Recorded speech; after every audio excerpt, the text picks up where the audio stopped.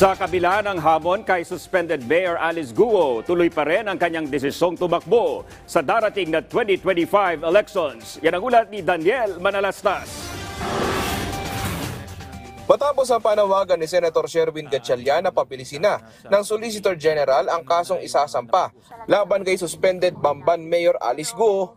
Dahil October na yung filing at kung walang kaso or yung kaso pending, technically pwede pa siya mag-file ng certificate of candidacy niya. Ako, I would assume pag final niya yun, maraming taga-Bamban magpa-file ng disqualification because of this.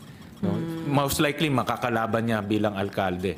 Tugon ngayon ni Solicitor General Menardo Guevara na pinag-aaralan na nila ang mga nakahandang ebidensya.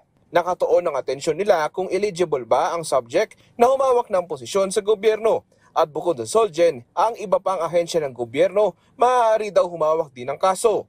Nang tanungin naman ang kampo ng alkalde kung tatakbo pa siya sa 2025. During the interview na she will still run. So I don't know if that's a sentiment or nabago ba. Marami pang pwedeng mangyari. Siguro po sa ngayon, yun ang maganda sa amin or yun ang maganda sa kanya din. One step at a time.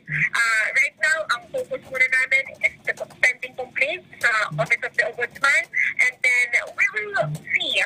Ayon kay Senator Loren Legarda, dapat pigilan ng isang hindi umano Pinoy na nauugnay sa iligal na aktibidad na makatakbo sa eleksyon.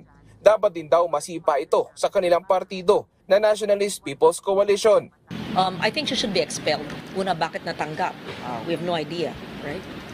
Second, they would say, wala naman finality pa eh. But mag-aantay ka pa ng finality, it takes so long. Yeah. So, I don't know, they have to look at the basis for expulsion, at the very least suspension of the party while the investigations are going on.